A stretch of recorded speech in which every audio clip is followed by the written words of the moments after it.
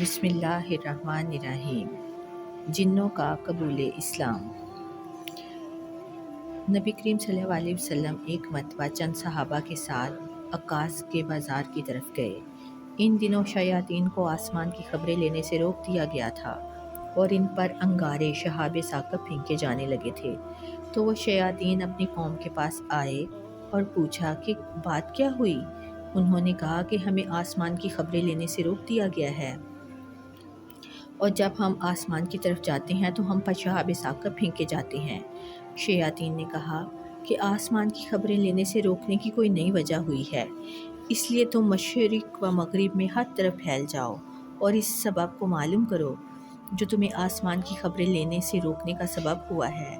وجہ معلوم کرنے کے لیے نکلے ہوئے شیاطین تہامہ کی طرف گئے، جہاں نبی صلی اللہ علیہ وسلم عکاظ کے بازار کو جاتے ہوئے مقام نخلا میں اپنے صحاب کے ساتھ نماز فجر پڑھ رہے تھے۔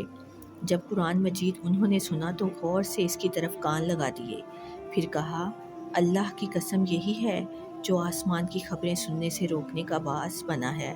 پھر وہ اپنی قوم کی طرف لوٹے اور کہا، قوم کے لوگوں، ہم نے حیرت انگیز قرآن سنا جو سیدھے راستے کی طرف ہدایت کرتا ہے، اس لیے ہم اس پر ایمان لاتے ہیں اور اپنے رب کے ساتھ کسی کو شریک نہیں ٹھہراتے۔ اس پر نبی کریم صلی اللہ علیہ وسلم پر یہ آیات نازل ہوئیں۔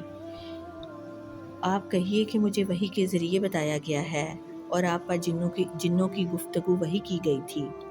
تشریح۔ عکاظ ایک منڈی کا نام تھا جو مکہ شریف کے قریب قدیم زمانے سے چلی آ رہی ہے۔ آپ صلی اللہ علیہ وسلم اپنے صحاب سمیت ایسے عام اجتماعات میں تشریف لے جاتے اور تبلیغ اسلام فرمایا کرتے تھے۔ چنانچہ آپ اس جگہ جا رہے تھے کہ بطحن نخلا وادی میں فجر کا وقت ہو گیا۔ آپ نے صحابہ کرام کو فجر کی نماز پڑھائی، جس میں جنوں کی ایک جماعت نے قرآن پاک سنا اور مسلمان ہو گئے۔ سورہ جن میں انہی کا ذکر